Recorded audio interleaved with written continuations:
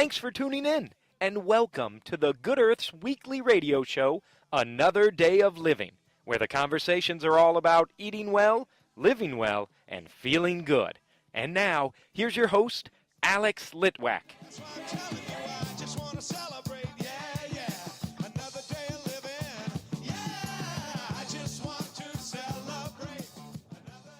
I'm hanging out in the back of the herb room, and with me is Jennifer Seffrin. She is the founding director of Indie Holistic Hub. Hello, Jennifer. Hello. It's great to be in the back of the herb room with you. It's very fragrant back here. It is. You get a little bit of the cumin over there and the cinnamon that way, and then all the teas behind us. Yeah, it's like the secret layer of the herb people. So you have this fabulous event coming up, the Holistic Hub Wellbeing Fest on November the 11th. Yes. And where is it taking place? And just give us the 411, as they say. Yeah. It's happening just north of downtown at the Ivy Tech Culinary and Conference Center. We're going to be there from 10 until 3 that day. So it's our second annual event. We're super excited for it. We have over 50 holistic care providers, people from around Indianapolis, providing holistic health and wellness to the community at large. And this is a day for people to come learn about various services and products and things that are available to them locally, and a day to come and learn more. We're going to have 7 well-being talks that day as well, so local experts sharing on various topics. And the lineup of all of that can be found on our website for people that are interested in that. So it's holistichubwellbeingfest.com. holistichubwellbeingfest.com. Exactly. All right. And so if you come to something like this, you can just show up and then you walk around and talk to people. Yeah, and our advance tickets are only $5. They're going to be $7 at the door, so a little discount if you buy in advance. And you can come in, you can experience some services while you're there. You can grab a bite to eat. The culinary center there at Ivy Tech, they're going to provide some healthful food for our people as well that day. Pop into some well-being talks. You know, we hear from people, you know, I'm not a holistic care provider, but I want to be hanging out with that holistic community. Well, this is that opportunity. So let's talk about the holistic community in Indianapolis, because you started the Indie Holistic Hub how many years ago? Yeah. End of 2013, and we rolled out an online directory then in the spring of 2014. So we're a membership organization. We support the holistic care providers around Indianapolis, and then we have our online directory as a online resource to the greater community to come find information, classes, perhaps a provider that they're looking for near them. So how many people are connected to the hub? How many providers? So we have 130 members, and keep growing and growing. It's a really encouraging time. I mean, a few years ago, I was hearing about people's dreams in the realm of holistic care and wanting to shine their light in that arena and create wellness centers and do these things, and it's all happening, and it's really exciting to see that and to see people coming together cooperatively to shine that light out into the greater community. Yes, and I would agree. I think when I first moved back to Indianapolis, it was 1995, and I didn't think there were too many people who were doing, you know, holistic treatments or were holistic practitioners. So it does feel like things have gotten better. Definitely shifts are happening. Yeah. And it's expanding. I mean, that was the reason for Indie Holistic Hub is I knew united we had a much stronger ripple effect, and I knew there were people here wanting to ripple. So that all is happening and creating shifts in the greater community. You know, I'm fueled by creating a shift in our society where we truly prioritize the well-being of people.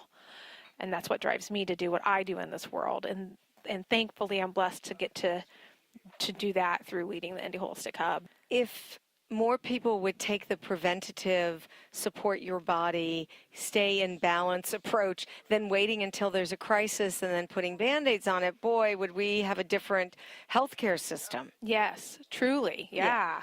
Proactive care. You know, that's really what we want to help encourage. And our theme this year is your self-care marketplace. You know, how can we encourage that self-care?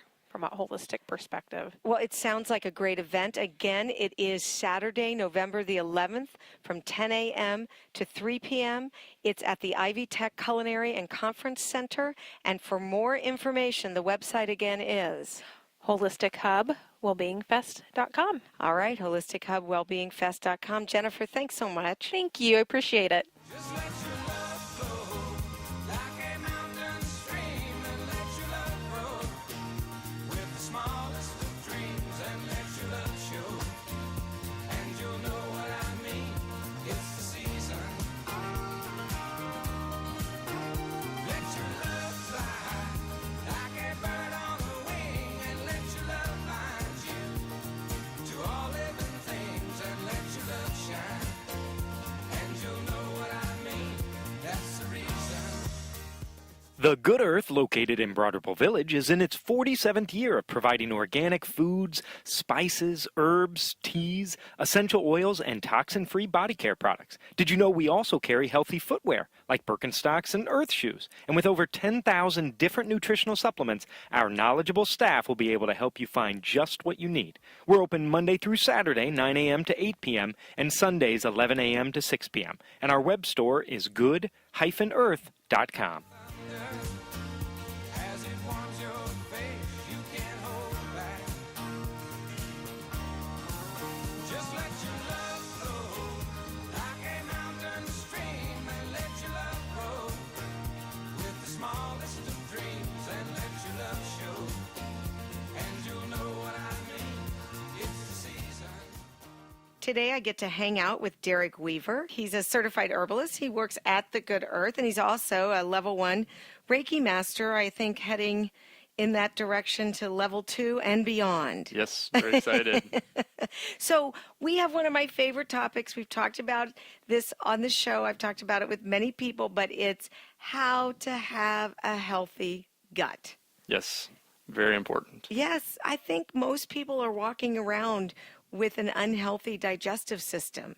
A lot more than what anybody realizes, yes. And it has not just an impact on your general sense of well-being, but it really has an impact on your brain, on your mood, on your outlook in life, on your ability to digest and absorb nutrients. A lot of people don't realize how all-encompassing it is for the human body. Dictionary.com describes it as a system by way of ingested food is acted upon by physical or chemical means to provide the body with absorbable nutrients and excrete waste products. And it's basically the canal that leads from the mouth all the way to the other end. So this digestive system is really the foundation of our whole being. It's actually comprised of 10 to 12 different organs, and intuitively I believe it's probably even connected a lot more. I think it's connected to the entire body. Because really, anything that comes through the mouth, nose, or skin, anything that enters the body has to be processed by the digestive system. So this digestive system has to distinguish between fuel and toxin, fat and sugar, acid, alkaline, all these different things, while we're selfishly packing our pie holes full of all kinds of crazy goodies and putting all sorts of things on our skin and just being in toxic environments. We don't always think about what we're doing to our liver, our kidneys, and all these different systems in our body. So it is very, very important. And I also like to point out that it's the cornerstone of your immune system. If you have a weak immune system, there's a really good chance that you have a compromised digestive system. If you have skin conditions such as liver spots or psoriasis, acne, eczema, any of this kind of stuff, there's a really good chance that you have a compromised digestive system as well. So it's the foundation of everything, and I feel like nobody's really talking about it enough. I feel like maybe doctors, at least some doctors, don't really understand it enough. There's newer information that's just coming out and getting circulated, and it's really exciting to explore all this. It's funny that you mentioned the skin.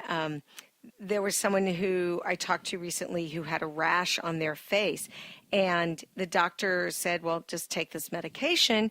The person went out on the web and sort of started to look up things and came in to the store and said, hey, I found out this may be related to what I eat. And I thought, yeah. Go figure. Yeah, go figure that what you put into your body is going to have an impact on how well you feel. Yeah. So I think you're right. I think it's the core of who we are as human beings. Absolutely. Get your gut healthy. And if you really look at how the body is laid out, it is the center of our whole body, right? I mean, your intestines, your liver, all that is in the center. It's in the core of the body. Yeah, and you mentioned the doctors, prescribing things. There are great doctors out there. I can't discount that. But some of the stuff that they're trained to offer is sometimes working against it. It may help in the short term, but some of those things are acidic. They can be mildly toxic. They have side effects, which I just say are the effects, right? There's no such thing as a side effect of anything. It's always an effect. And these things can further damage the digestive system, which can in turn, exacerbate the problem that you're trying to deal with. So this is why I believe in a holistic approach to dealing with this stuff. All right, so what does that mean if somebody walks in the door and says, I'm having troubles? Or let's use leaky gut for a moment. Exactly, yeah. Leaky gut is a very important thing to talk about. And for those of you that don't know, leaky gut is actually an increased area of intestinal permeability where toxic matter slips back into the bloodstream where it's meant to be eliminated from the body. So this is a very, very important problem that we need to address. Some of these symptoms that people have, and this is just skipping across the top of the iceberg here: fatigue, chronic fatigue, acid reflux, brain fog, ADHD, rheumatoid arthritis, lupus, migraines, multiple sclerosis, and I've even heard autism and many other different conditions are very well linked to this. And why is it that the intestine becomes permeable? Like, what is creating that ability for a little pinhole to open up and then toxins and proteins and things to go back into the bloodstream? Well, there's a lot of different things in our toxic world now that can lead to digestive distress or leaky gut. From what I can tell, the biggest one is the one that we use 3 times a day, and that's our food. Your non-organic food in particular. I had read an article out of Grounds Maintenance Magazine a little while back where this professor at Amherst was talking about basically the different types of pesticides to use on your local golf course and how to maintain and explaining the differences between them. And there's really 3 main types of pesticides that get used. There's a CHE, which disrupts nerve signal transfer and can result in headaches, muscle twitching, difficulty breathing, swallowing, and various problems related with muscle control in humans. There's your IGR, which prevents insect growth, which is basically preventing the insect or organism from growing to puberty and being able to reproduce. And then there's your most common, which is the BT pesticide. And this is actually paralyzing the gut, rupturing the cells of the stomach lining, and actually causing the insect or organism to cease feeding and die. So these insects are just having small amounts of this stuff and they die. Well, we're eating copious amounts of this stuff, or we're feeding it to animals which hyperaccumulate those toxins, and then we consume those hyperaccumulated toxins, and lo and behold, we're wondering why we have digestive distress. And the BT pesticide is most commonly known as your glyphosate or sometimes Roundup. Yes. So it's a very, very, very commonly used one. And if you go to any of these websites, agricultural websites that are selling these products, they're usually bragging about how these things work because to them it's very innovative, but it's not always safe. And some of these BT pesticides for years were even sold as organic pesticides. So be mindful of what you're buying, what you're putting on your organic garden. You look at all the fungicides and things that are sprayed, and you've interviewed me before on mushrooms, and anybody that's listened knows how important mushrooms are for our environment. As say the debris in a field breaks down, it's those mushrooms that are breaking those leaves and corn stalks and things back down into usable soil and compost. And if you're killing all that stuff off all the time, you have no regeneration of the soil, you have no microbes in the soil, you're missing out on minerals and natural occurring probiotics and B vitamins and all these things that people are now deficient in. We've really established there's so few people probably who have really healthy guts. Right. So most people are dealing with something. So there's so much more that plays into this. It's not just the inorganic food. It's also the genetically modified food, right? A lot of us in the last few years have heard more and more about, Millions Against Monsanto and no GMO and all this. I'm just ecstatic that things are moving in that direction because we really are the guinea pigs in this big experiment. Your, say, Roundup Ready corn, Roundup Ready soy, what they've done is they've actually taken that Bt pesticide and made it so it grows in every single cell of these plants. That's why they can spray them down with this stuff and they don't die. It's because it's part of their DNA now. Well, that still affects those bugs. That bug will eat the bite of that plant and die. Well, we eat copious amounts of these plants and all of a sudden we're having trouble. And so it's an ongoing cycle where we're trying to eat healthy foods, but if you're not getting good, clean food, non-GMO and organic food, then you're still having trouble.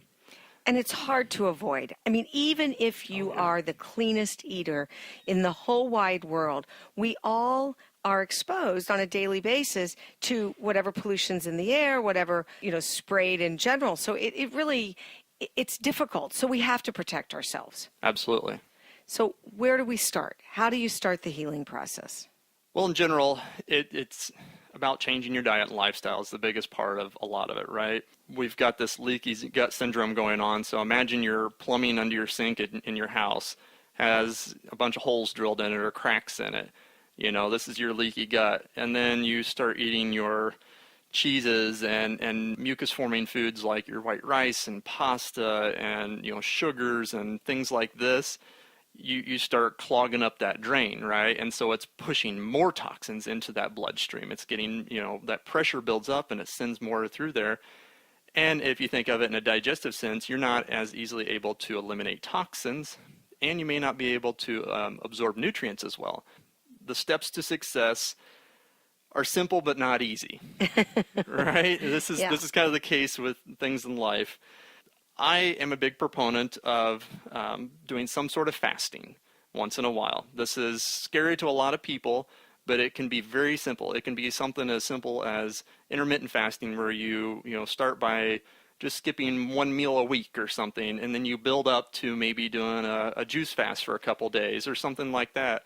But you can build longer and longer. Why? Why do you want people to fast? Well, it's important to stop the digestive system for a while because we use something like 50 to 80% of our energy every day just digesting food. And if you keep putting things in, it's hard to detox when you're retoxing, right? So if you stop putting the junk in, even if you're putting just good things in, if you put less in, your body uses all that energy it would to digest food to start breaking down some of these mucus buildups and some of these, inflamed cells. It starts repairing these things. It uses that energy for better things. So it just allows the body to kind of reset and rebuild.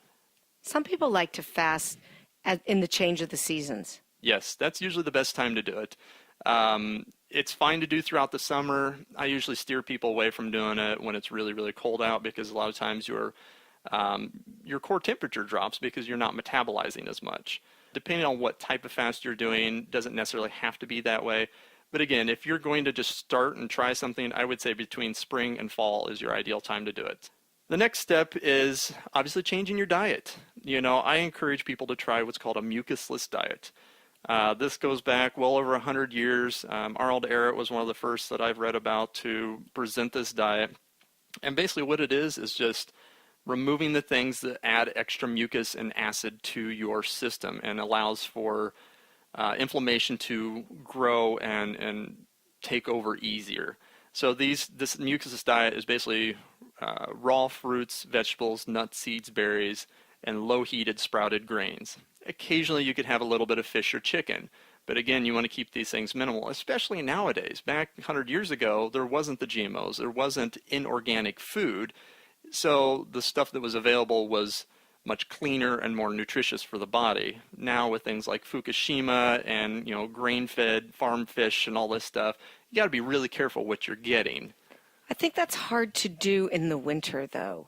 When you really need those warming foods, when a good hearty soup Sure. is really going to nourish your body. Right, and I fully agree with that. there's the whole concept of eating with the seasons as well. And so traditionally we wouldn't have been, hunting and eating animals through the summertime. You would have eaten the fresh produce that was available all through the summertime. And then as it got colder and we were running out of fresh produce, you would start eating some of your stored root vegetables. You would maybe go out and hunt that deer and you would eat on that throughout this, the winter. But we don't need to necessarily eat a hamburger and fries for 3 meals a day. We take it to an excess. We eat nothing but rich foods all the time now. We're spoiled as humans can be. And we are much more sedentary. Absolutely. I mean, if you were out working in the fields, all day, and you were plowing and you were fixing things and building things, then yes, that warranted a different kind of diet. Absolutely, and it still does. I mean, if you're a hardworking person and you're burning lots of extra calories every day, of course your diet's going to be different than somebody that's sitting in an office all day. But that doesn't mean that it shouldn't be clean, organic, non-GMO. And raw fruits and vegetables do make a difference because those provide living, activated enzymes. So other things you can potentially do, increase your water intake. And be mindful of the type of water. I always recommend reverse osmosis or distilled water, as these are going to be the most detoxifying waters. They're going to pull the most toxins from the body. Other things, eat your probiotics every day. Now, what do I mean by this? Your probiotics are typically your fermented foods. Kombucha, kimchi, sauerkraut, miso. Try to get it at least 5-6 times a week, if not every day. I use the garden analogy a lot for the gut, right? And so if you're looking at your garden, this is throwing seeds at your garden every day and hoping that some of them are going to grow. You're like, oh, I already take a probiotic. Well, your probiotics that you buy in the refrigerator at the store, they might be 10, 50, or 100 billion. Usually your fermented foods are in the trillions. So you got a better chance of success by just eating this stuff on a regular basis. Step 2 is you need a gardener, right? You got to have somebody to take care of these plants. There are some newer innovations in the probiotic world, and they call them probiotics, but they're really sort of in a category of their own. They're called spore-forming probiotics. They're typically shelf-stable, and a very small amount of these will actually give you much greater results. And there's even some that are showing that clinical trials are reversing leaky gut. What these typically do is they are guaranteed to survive into the gut. They help to create new colonies, and they're helping to nourish some of your old trampled plants or weeds that have taken over. They help to produce natural antibiotics that are going to be selective at killing off certain pathogens and not harming anything else. They're producing natural antioxidants like your carotenoids and astaxanthin and things like this that help to really build a healthy environment for your plants to grow. And these are called spore-forming probiotics. Yes. So you can actually look for that. Right, yeah, Okay. You can go online and do a search. Cool. The other thing to keep in mind is you want to feed your garden, right? And so there's a couple of ways to do this. First and foremost, you want to feed your probiotics. They're eating your sugars all the time, but they don't just want, little Debbie sugars. They want your complex polysaccharide sugars. And these are coming from your mushrooms, fruits and berries, vegetables, low-heated sprouted grains, herbs and grasses. What's that sound like? That's your mucusless diet. So if you maintain these things, you're constantly feeding your microbiome, which is nourishing that gut and those healthy bacteria all the time. The recommended number of vegetable servings and fruit servings to have a day is really 9 to 11. You will do what you're saying. You Absolutely. can do that. It's easy. And keep in mind, too, the more you cook those things, the more you break those down into simpler sugars, the more acidic they become. So it's not necessarily good and bad. It's a spectrum, right? A lightly steamed broccoli is, easier to chew and more delicious, but a fully cooked mushy broccoli is not really that nutritious for you. So keep that in mind when you're cooking these things. And raw is best, and you can build up to it. If you're one of those people that try to eat a salad and it comes out undigested, it's going to take you time to build up to eating more raw food. So take it at your own pace. And I think there's a happy medium there. I think there's enough evidence out there to say that, lightly cooking your greens is better in terms of oxalates and not having those build up. I mean, it's a better mix if you do a little bit of everything, but not overcooking. It really depends on where you are. But because I eat raw foods on such a regular basis, I can eat these things and assimilate more nutrients out of them. When you have digestive distress, yes, I can totally agree with you that a lot of these things are going to be easier to digest when they're slightly cooked. And I think that everyone has to understand to change your diet overnight and do everything new and different sets you up for failure. Right. And so it's taken me a little over a decade to make these changes successfully. I must mention there is one more step to this whole process that I like to recommend to people. So you're feeding your garden, you're throwing seeds at your garden, you've got a gardener taking care of things, but it's also a good idea to condition the soil, right? You want to fertilize these things and make sure that all those nutrients that we talked about that have been missing from the soil for a long time are restored. Because there is a lack of communication between these cells, which is ultimately what leads to this leaky gut syndrome. What there is for years we've thought that the mitochondria in the cells have just been eliminating this carbon waste matter. Well, in the last couple of years, they've discovered that that carbon waste matter actually carries a communication device, a hormone, a signaling molecule that actually communicates with every little living thing in the body. That's how your gut talks to your brain. So if you've been hearing about this, this is absolutely true. It doesn't just talk to your brain, it talks to every cell in the body. And this is how your fungus communicates with the bacteria, communicates with the viruses, communicates with your cells, and all this different stuff. So we need to have these complex, naturally occurring lignite-type minerals that are pretty much farmed out of our soil at this point, and we got to go to your deep down old lake beds and things like that to get these lignite minerals to restore this communication between the cells. And once you do that, the cells that are not communicating as well and are relaxed open and allowing these toxins back into the bloodstream start talking again and start working like a functional gate again to let things in and out as they need to be, as opposed to just leaving the gate wide open and letting anybody in and out. Wow, there is so much to know about healing the gut, Derek. I mean, this is a lot to take in. It is. Now, you, I know, are doing sort of your own thing. Yes. You have your own practice. What's your Yes. website? It's healyourdisease.com. Healyourdisease.com. And you are going to be at the Wellbeing Fest. Yes. Actually, I'll be having a booth there, and I'm very excited for that, November 11th. All right, cool. Derek, I learned a lot today. I always appreciate that. Thanks so much for being on the show. Thank you, Alex. Well, I can't be bothered with sorrow, and I can't be bothered with hate, no. I'm using up my time for feeling fine every day, yeah. That's why I'm telling you, I just want to celebrate. That's our show. Hope you'll join me next week when Deb McClure-Smith will be back talking with me about supplements for healthy hair. Don't forget to like us on Facebook, and remember that past shows are archived at goodearthradio.com. Thanks so much for tuning in. This is Alex Litwack. Have a great week. The happiest half hour of your day has been brought to you by the Good Earth Natural Food Company, keeping Indy healthy since 1971.